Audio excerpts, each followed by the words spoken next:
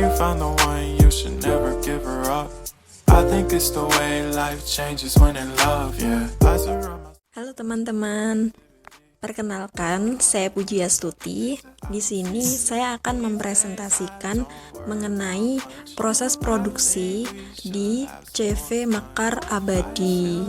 CV Mekar Abadi merupakan industri yang bergerak di bidang kayu olahan yang masih berupa produk setengah jadi. Nah, berikut merupakan proses produksi di CV Mekar Abadi. Halo guys, masih semangat kan? Yuk kita lanjut lagi ke materi selanjutnya. Nah, di sini aku, Nuantika Nindalia, NIM R021738 akan menjelaskan materi selanjutnya. Check it out. Nah, untuk topik yang kedua yaitu adalah identifikasi bahaya. Berikut adalah tabel-tabel identifikasi bahayanya. Yang pertama, dalam tabel tersebut terdapat proses kerja, aktivitas kerjanya, sifatnya rutin dan non-rutin, risiko serta dampaknya. Yang pertama, pada proses kerja, sortir bahan baku yang aktivitasnya menyortir bahan baku kayu sesuai ukuran, bersifat rutin dengan risiko terjepit, terkilir, bahkan tergores. Dampaknya, pekerja bisa saja mengalami cedera. Lalu yang kedua, pada proses kerja pengupasan kulit kayu dengan aktivitas mengupas kulit luar kayu secara manual dengan pisau kupas, sifatnya rutin, memiliki resiko tergores pisau dan berdampak cedera. Yang ketiga, proses kerja perendaman dengan aktivitas merendam kayu gelondong ke dalam bak air untuk meningkatkan kadar air bersifat rutin, memiliki resiko terpapar suhu bak air, terpeleset, dan salah posisi kerja, dan memiliki dampak cedera, kulit terlopak angin keriput akibat air yang dingin. Pada proses kerja yang keempat, yaitu pengupasan rotary, yang kelima, proses pengeringan, yang keenam, pada proses kerja perbaikan mutu vinir, dengan aktivitas menggampung vinir yang terpisah. Proses kerja yang ketujuh yaitu pengangkutan, yang ke-8 yaitu perekatan, yang ke-9 yaitu proses kerja pendinginan. Lalu untuk proses kerja yang ke-10 yaitu patching, yang ke-11 yaitu proses kerja pengempaan panas. Proses kerja yang ke-12 yaitu repair dan pendempulan. Untuk proses kerja yang ke-13 yaitu pengamplasan, yang ke-14 yaitu proses kerja penyesuaian ukuran kayu lapis. Lalu untuk proses kerja yang ke-15 yaitu pemilihan dan pemisahan. Untuk proses kerja yang terakhir yaitu pengepakan. Hai, aku Iftihar Brilian Hoirunisa. Di sini aku akan sedikit menjelaskan tentang topik 3 mengenai analisa risiko. Dalam topik ini terdapat poin-poin yang akan dibahas. Di antaranya, yang pertama kriteria keparahan atau severity. Kedua, kriteria kemungkinan atau probability, lalu matriks penilaian, kategori bobot, dan yang terakhir hasil penilaian risiko. Yang pertama yaitu kriteria dalam menentukan kemungkinan atau probability, atau biasa juga disebut dengan peluang, yaitu keseringan terjadinya kecelakaan atau sakit akibat kerja. Pada tabel ini terdapat 5 kriteria, di antaranya yaitu sangat jarang dengan nilai 1, jarang dengan nilai 2, sedang dengan nilai 3, sering dengan nilai 4, dan sangat sering dengan nilai 5. Kriteria ini ditentukan dari kemungkinan kejadian, mulai dari 0 kali dalam 1 tahun hingga kemungkinan kejadian 1 kali dalam 1 minggu. Selanjutnya, kriteria keparahan atau severity. Setelah menentukan kriteria kemungkinan, kemudian kita tentukan kemungkinan tingkat keparahan kecelakaan atau sakit akibat kerja.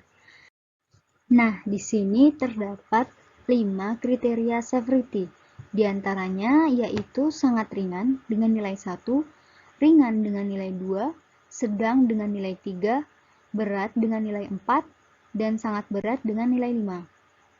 Kriteria keparahan atau severity ini dilihat dari dampak yang dihasilkan apabila terjadi kecelakaan atau sakit akibat kerja, mulai dari dampak kerugian, dampak jam kerja yang hilang, serta dampak cedera atau sakit yang diderita oleh pekerja.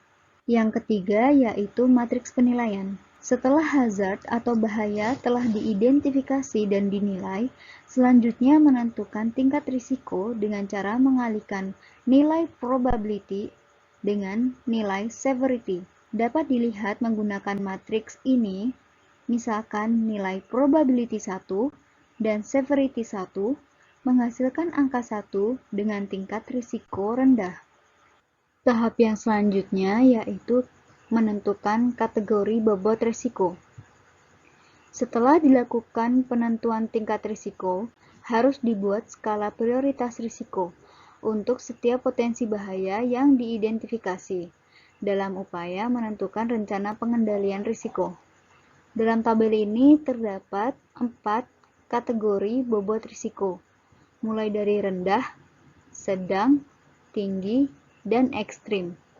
Dan dari kategori ini disertakan dengan upaya minimal yang harus dilaksanakan. Upaya ini dapat disesuaikan dengan jenis sektor perusahaan. Nah, ini adalah hasil penilaian risiko. Penilaian risiko biasanya terdapat pada tabel HIRA, IBPR, atau sejenisnya. Ini adalah tabel hasil penilaian risiko dari setiap uraian pekerjaan pada industri kayu bagian proses produksi plywood di CV Mekarjaya yang kita analisa. Dari hasil penilaian risiko yang dilakukan, terdapat risiko dengan kategori tinggi pada proses pengupasan menggunakan mesin rotari. Pada proses ini menghasilkan nilai probability 5 dan nilai severity 3. Kategori tinggi memerlukan pengendalian segera dan menjadi prioritas pada pelaksanaan pengendalian dari risiko-risiko yang ada. Setelah pengendalian dilakukan, dinilai kembali risiko yang tersisa untuk mengetahui efektivitas bentuk pengendalian, apakah bisa mengurangi tingkat risiko atau tidak. Penilaian risiko akan dilakukan kembali setelah pengendalian tambahan-tambahan. Dan ini dilakukan sampai risiko mencapai pada kategori rendah. Halo teman-teman, nama saya Andeni Wanasari. Nah, di sini saya akan menjelaskan mengenai pengendalian risiko. Pengendalian risiko merupakan suatu proses yang dilakukan manajer setelah mengidentifikasi, pengukuran, dan koreksi atas semua kegiatan yang berpotensi menghasilkan risiko atau kerugian dalam rangka memastikan bahwa tujuan-tujuan dan rencana-rencana organisasi atau perusahaan dapat terlaksana dengan baik. Nah, selanjutnya adalah pengendalian risiko dijalankan dengan beberapa metode, yaitu sebagai berikut. 1. Menghindari risiko. 2. Mengendalikan risiko. 3. Pemisahan. 4. Kombinasi atau pooling. 5. Pemindahan risiko. Nah, selanjutnya bisa dilihat dari hasil pengendalian risiko. Bisa dilihat dari tabel HIRA tersebut. Mulai dari identifikasi bahaya, dari proses kerja, aktivitas, sifat, risiko, dampak.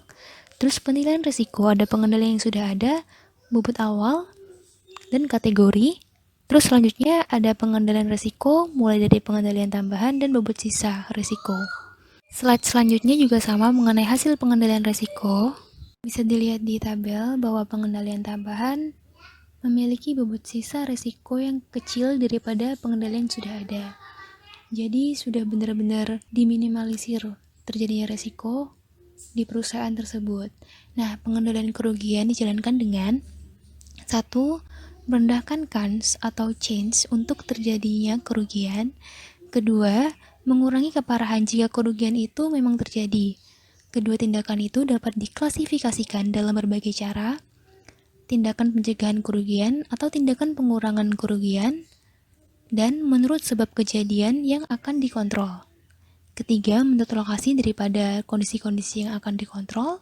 Dan keempat, menurut timingnya. Hai, namaku Bella dan aku akan menjelaskan tentang peraturan perundang-undangan tentang plywood. Peraturan perundang-undangan K3, yaitu UU RI nomor 1 tahun 1970 tentang keselamatan kerja, UU nomor 3 tahun 1992 tentang jaminan sosial tenaga kerja atau Jamsostek, Peraturan Menteri Tenaga Kerja nomor per 5 Men 1996 mengenai sistem manajemen K3, UU RI nomor 14 tahun 1969 tentang pokok-pokok ketenaga kerjaan dalam mengatur perlindungan K3, UU nomor 50 tahun 2012 tentang sistem manajemen keselamatan dan kesehatan kerja atau SMK3, Naker RI nomor 51 tahun 1999 tentang NAB, faktor fisika di tempat kerja, Permenaker Trans RI nomor 2 tahun 1980, Permenaker RI nomor 5 tahun 1996 tentang sistem manajemen keselamatan dan kesehatan kerja. Kemudian peraturan perundang-undangan tentang industri plywood. Yang pertama, Permenhub nomor 35 Menhub 2 2008 tentang izin usaha industri primer hasil hutan. Yang kedua, UU nomor 41 tahun 1999 tentang kehutanan. Ketiga, peraturan Direktur Jenderal Bina Produksi Kehutanan nomor 6 4 BPPHH 2012. Yang keempat, peraturan Direktur Jenderal Bina Produksi Kehutanan nomor 8 6 BPPHH 2012. Yang kelima, Permen LHK nomor 1 Men LHK Setjen Kum 1 2019 tentang izin industri primer hasil hutan. Nomor 6, Undang-Undang Nomor 41 Tahun 1999 tentang Kehutanan. Yang ketujuh, Undang-Undang Nomor 32 Tahun 2009 tentang Perlindungan dan Pengelolaan Lingkungan Hidup. Yang terakhir, UU Nomor 18 Tahun 2013, Permit to Work untuk plywood. Pertama-tama kita harus mengetahui tentang jenis Permit to Work. Jenis Permit to Work ada 5, yaitu Hot Work Permit, Cold Work Permit, Confined Space Entry Permit, Electrical Work Permit, dan Special Permit. Kemudian, sebagai contoh yang saya lampirkan adalah surat izin pekerjaan pada resiko tinggi. Potensi bahaya tertinggi pada proses produksi yang ada di CV Mekar Abadi. Nah, potensi bahaya tertingginya itu adalah pada tahap pengupasan rotary saat mengupas kayu. Kemudian, manajemen PDCA pada proses pengupasan menggunakan mesin rotary. Hai, perkenalkan, saya Lutfida Nikmal Abidah yang akan menjelaskan topik 7 tentang efek lingkungan dan pengelolaan. Pencemaran limbah. Hampir seluruh bagian dari proses produksi kayu lapis berkontribusi terhadap produksi limbah dengan jumlah dan karakteristik yang berbeda. Jenis dan sumber limbah di industri kayu lapis meliputi limbah padat, limbah cair, limbah gas, dan limbah B3. Limbah padat pada proses produksi kayu lapis seperti log afkir, sisa potongan, serbuk gergaji, kulit kayu, inti kayu, potongan tepi log, sisa potongan log, sisa kupasan, sisa potongan vinir yang tidak standar, sisa potongan core reject, padatan glue, ceceran glue, sisa potongan sisi panel, serbuk hasil pengamplasan, dan kemasan kertas. Sedangkan limbah cair seperti air pencucian glue spider, air pencucian mesin, dan peralatan produksi.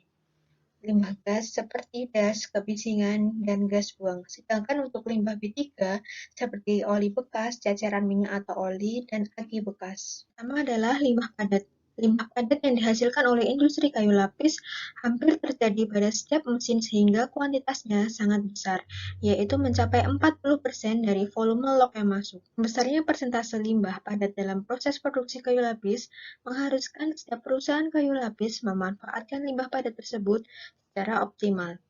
Limbah padat dari proses produksi kayu lapis yang dominan adalah limbah kayu.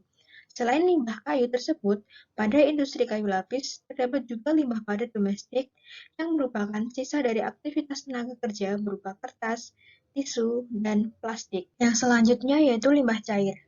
Air limbah yang dihasilkan dalam proses produksi kayu lapis secara umum hanya dihasilkan dari proses pencucian dan mesin glue spider dan proses pencucian mesin dan peralatan produksi lainnya.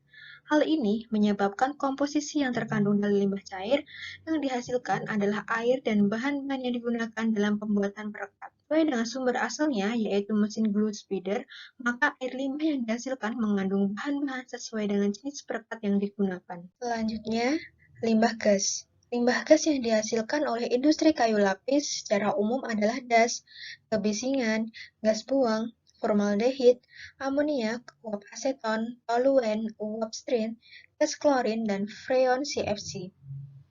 Das atau debu kayu berasal dari proses pengiringan, pemotongan, dan pengamplasan.